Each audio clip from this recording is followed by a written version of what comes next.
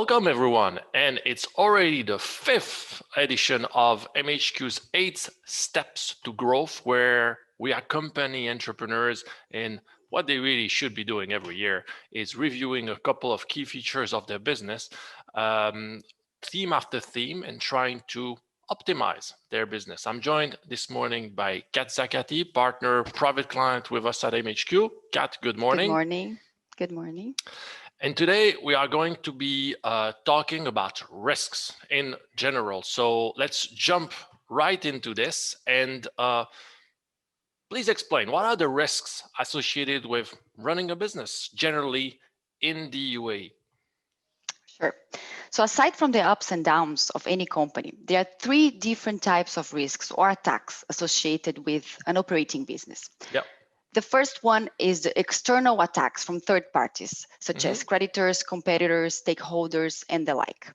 Others can be internal, from family members, for instance, potential divorce, forced heirship. And the third main risk associated with running a company is death or mental incapacity of the business owner, which may lead to unwilling application of local laws, freezing of assets, business dissipation, and so on. So quite a menu. So what can an entrepreneur do in order to avoid or mitigate these risks and their consequences? Yeah. So there are many available tools that can be implemented to protect the entrepreneur's business. They, of course, differ in terms of features and efficiency, and this is exactly what we are going to be discussing today. One of the available tools is the execution of a will by the business owner with the DIFC Will Service Center. The advantage of having a will is that it tackles the owner's legacy planning objectives. And in case he passes away, then his shares in the business will automatically be transferred to whoever he wishes by means of this will. Subject to probate, yeah. So, yes, exactly. However, the disadvantage of having a will comparing to the other available tools is that a will doesn't tackle asset protection against internal or external attacks, as I just said.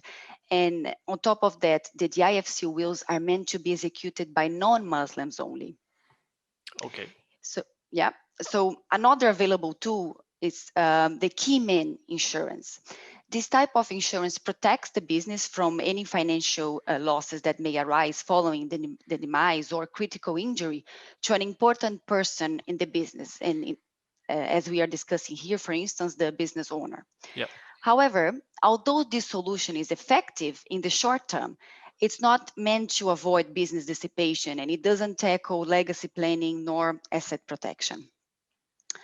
Another option is having a properly elaborated delegation matrix, and this is extremely important in any business. The decentralization and proper delegation of powers via a shareholder resolution or a power of attorney enable business continuity and smooth transition of the decision-making powers. However, again, this option is not meant to be considered alone and must always be combined with other effective legacy planning or asset protection tools. Now, foundations are definitely the best tool for an entrepreneur that an entrepreneur can choose in order to protect his business. This is the only tool tackling both legacy planning and asset protection at the same time. In terms of asset protection, by being an independent legal entity, the foundation holds the assets separately from the founder's personal wealth. And this means that the business and the underlying assets are totally detached from the owner. Vis-a-vis legacy planning, a foundation is governed by its charter, the bylaws, which together with the letter of wishes reflect the desires of the founder in terms of distribution of assets to the foundation's beneficiaries. And not only that, a foundation enables its founder, and as we are discussing, the business owner, to keep control over the income generating assets, while at the same time protecting these assets from potential threats, as we just discussed earlier. But there are still some downside, right? The foundation is not a one-fit-all tool. It does a lot, but there are some drawbacks. Yes. Guardianship. So, for instance, the business owner having children, then he would of course have to put in place a will to tackle the guardianship of his children. And so maybe to illustrate this, and as you can see, clearly there is a vast menu of tools, and often the answer lies in combining these. Not necessarily all of them, but at least some of them. So that's your typical entrepreneur here. He has assets, including business that he owns and runs. And I purposely illustrated a mortgage property as opposed to a standard one, just for fun. Now, if there is a threat coming on him, that can be the creditor that you mentioned before, that can be something coming from within the family, it will possibly destroy the value of the business and also the other assets. Now, the same will happen if the principal is to pass away. So taking from that menu, we can very easily, very simply protect and consolidate these assets under the foundation umbrella. The principal can remain in control. He can be one of the council members, the founder. He can also be one of the beneficiaries, together with members of his families, like his children, as illustrated here. Now, you mentioned the delegation matrix and what should be done at the business level. Here, you can put a key man insurance in place so that if something was to happen to the founder, the foundation or the holding would straight away get a big bag of cash to be able to hire someone with similar qualities and competence, job description per job description as the founder, and the transition will be much smoother doing so. And you mentioned the floating assets before.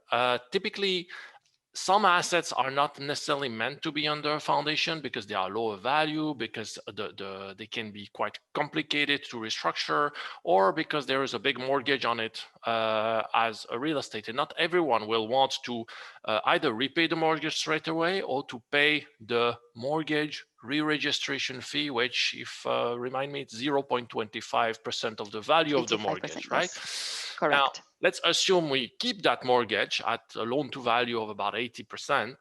You do not necessarily need to restructure that. You may just want to say, hey, I keep that asset floating, but I'll cover it with a will, the beneficiary of which could be straight away the kids or could be the foundation itself. So as you can see, the combination of factor, foundation as the pivot, and key man insurance, will, delegation matrix is often what combines an optimal solution for both legacy planning, business continuity, and asset protection for any entrepreneur. And one doesn't necessarily need to be a billionaire. We have a number of affluent plus or high growth businesses that are looking at these solutions to grow value the right way. So why not you? Kat Zagati, thank you very much for your input this morning. Pleasure. Thank you.